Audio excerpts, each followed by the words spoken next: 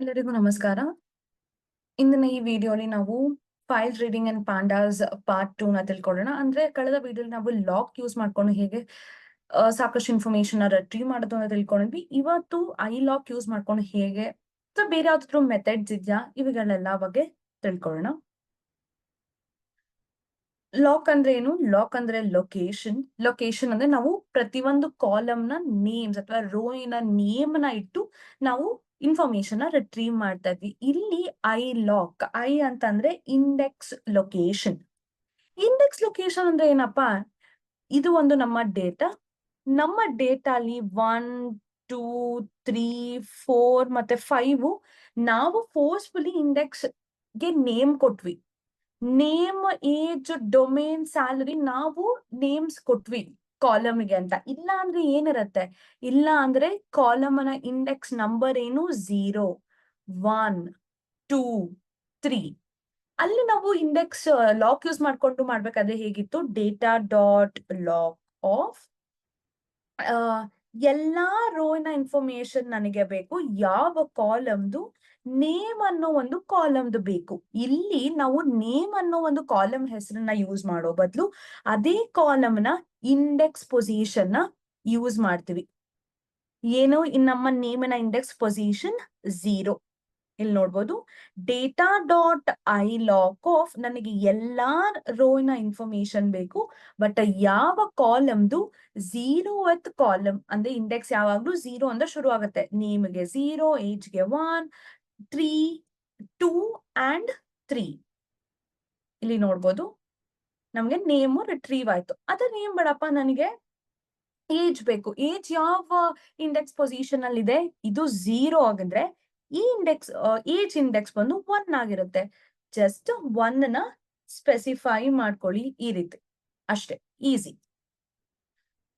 ಅದೇ ನನಗೆ 2-3 ಕಾಲಮ್ ಒಟ್ಟಿಗೆ ಬೇಕು.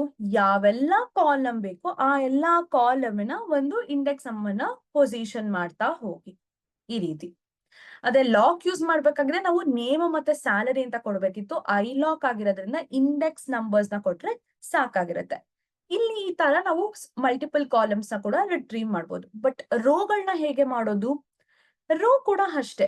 ಯಾವ ರೀತಿ? ನನಗೆ ಯಾವೆಲ್ಲಾ ರೋ ನಂಬರ್ ಬೇಕು, ಯಾವೆಲ್ಲ ಕಾಲಮ್ದು ಬೇಕು ಅಂತ ಸ್ಪೆಸಿಫೈ ಮಾಡ್ಬೇಕಲ್ವಾ? ನನಗೆ ಫಸ್ಟ್ ರೋ ನ ಇನ್ಫಾರ್ಮೇಶನ್ ಬೇಕು. ಯಾವುದು ನಮ್ಮ ಫಸ್ಟ್ ರೋ? ಇದು ನಮ್ಮ ಫಸ್ಟ್ ರೋ ಬಂದು ಇದು ಅಂದ್ರೆ ಎಲ್ಲಾ ಕಾಲಮಿನ ಇನ್ಫಾರ್ಮೇಶನ್ ಬೇಕು. ಬಟ್ ಯಾವ ರೋ ಇಂದು? ಫಸ್ಟ್ ರೋ ಇಂದು. ಕರೆಕ್ಟ್ ಅಲ್ವಾ?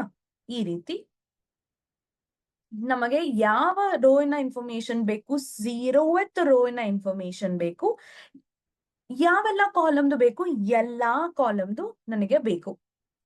ಅದೇ ನನಗೆ ಕಾಂಬಿನೇಷನ್ ಬೇಕಪ್ಪ ಈ ರೀತಿ. 0 and 1 ಇಟ್ರೆ 0th ಪೊಸಿಷನ್ ಅಲ್ಲಿ ಏನಿದೆ ಮತ್ತೆ 1th ಪೊಸಿಷನ್ ಅಲ್ಲಿ ಏನಿದೆ ಎರಡು ಕೂಡ ರಿಟ್ರೀವ್ ಆಗತ್ತೆ. ಅದೇ ನನ್ಗೆ ಈ ರೀತಿ ಕೆಲವೊಂದಿಷ್ಟೇ ಬೇಕು ಅಂದ್ರೆ, ಒಂದ್ ನಿಮಿಷ, ಇಲ್ಲಿ ನನಗೆ ಆ ಲಕ್ಷ್ಮಿ ಜಾನ್ 24, 25 ಇಷ್ಟೇ ಬೇಕಪ್ಪ ನಮ್ಗೆ. ನಮ್ಮ ಡೇಟಾ ಹೇಗಿದೆ? ನಮ್ಮ ಡೇಟಾ ಹೀಗಿದೆ ಅಂದ್ರೆ ಲಕ್ಷ್ಮಿ 24, ಜಾನ್ 25 ಅಷ್ಟೇ ಬೇಕಾಗಿರುತ್ತೆ. ಯಾವೆಲ್ಲ ಕಾಲಮಿನ ಇನ್ಫಾರ್ಮೇಶನ್ ಬೇಕು? ನೇಮ್ ಮತ್ತೆ ಏಜ್. ಯಾವ ರೋದ್ ಬೇಕು? 0th ಮತ್ತೆ ಫಸ್ಟ್ ರೋದ್ ಬೇಕು. Simple. Data dot I lock of ಯಾವ ರೋ ಇಂದ ಬೇಕು? 0 ಮತ್ತೆ ಫಸ್ಟ್ ರೋ ಇಂದ ಬೇಕು. ಯಾವ ಕಾಲಮ್ದು ಬೇಕು? 0th ಮತ್ತೆ ಫಸ್ಟ್ ಕಾಲಮ್ದು ಬೇಕು. ನೋಡ್ಬೋದು, ನೇಮ್ ಮತ್ತೆ ಏಜ್ ರಿಟ್ರೀವ್ ಆಯ್ತು. ಈ ರೀತಿ ನಾವು ಕಾಲಮ್ ಇಂಡೆಕ್ಸ್ ಗಳನ್ನ, ರೋ ಇಂಡೆಕ್ಸ್ ಗಳನ್ನ ಚೇಂಜ್ ಮಾಡಿ ಅದ್ರ ಬದಲು ಮಾಡಿ ನಾವು ಯಾವುದೇ ರೀತಿಯಾದ ಇನ್ಫಾರ್ಮೇಶನ್ ರಿಟ್ರೀವ್ ಮಾಡ್ಕೊಳ್ಬಹುದು. ಬಟ್ ನನಗೆ ಈ ತರ ಬೇಡ, ಸಿಂಗಲ್ ಡೇಟಾ ಬೇಕಾಗಿರುತ್ತೆ. ಅಂದ್ರೆ ಇವಾಗ ನಮ್ಮ ಒಂದು ಡೇಟಾ ಹೀಗಿದೆ, ನಾನು ಫಸ್ಟ್ ಕಾಲಮ್ ನ ರಿಟ್ರೀವ್ ಮಾಡ್ಬೇಕು ಅಂತಂದ್ರೆ ಐ ಲಾಕ್ ಅಥವಾ ಲಾಕ್ ಯೂಸ್ ಮಾಡಿ ನಮಗೆ ರೋ ಯಾವ್ದು ಬೇಕು, ಕಾಲಮ್ ಯಾವ್ದು ಬೇಕು ಅಂತ ಹೇಳ್ಬೋದು. ಅದ್ರ ಬದಲು ಈಸಿಯಾಗಿ ಒಂದು ಕಾಲಮ್ ನ ಕೂಡ ನಾವು ಸೆಲೆಕ್ಟ್ ಮಾಡ್ಕೊಳ್ಬಹುದು. ಯಾವ ರೀತಿ? ಅದು ಈ ರೀತಿ. Data of data of column name ಈ ರೀತಿ.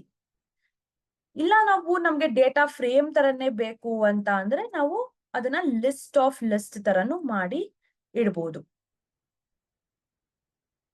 ಈ ರೀತಿ. ಇಲ್ಲ ನನಗೆ ಮಲ್ಟಿಪಲ್ ಕಾಲಮ್ಸ್ ಬೇಕಪ್ಪ. ಯಾವ ರೀತಿ ಅಂದ್ರೆ ಈಸಿ.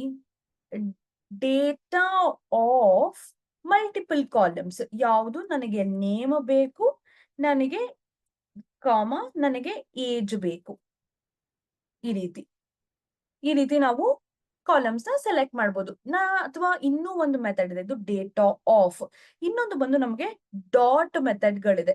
ಏನಪ್ಪಾ ಅದು ಡಾಟ್ ಮೆಥಡ್ ಅಂದ್ರೆ ಈ ರೀತಿ ಡೇಟಾ ಆಫ್ ಕಾಲಮ್ ನೇಮ್ ನ ಸ್ಪೆಸಿಫೈ ಮಾಡಬಹುದು, ಇಲ್ಲ ಡೇಟಾ ಡಾಟ್ ಕಾಲಮ್ ನೇಮ್ ನ ಸ್ಪೆಸಿಫೈ ಮಾಡಬಹುದು. ಯಾವುದೇ ರೀತಿ ಆಗಿದ್ರು ಕೂಡ ನಮಗೆ ನಮ್ಮ ಒಂದು ಇಂಡಿವಿಜುವಲ್ ಕಾಲಮ್ಸ್ ಅಥವಾ ಮಲ್ಟಿಪಲ್ ಕಾಲಮ್ಸ್ ನ ರಿಟ್ರೀವ್ ಮಾಡ್ಕೊಳ್ಬಹುದು.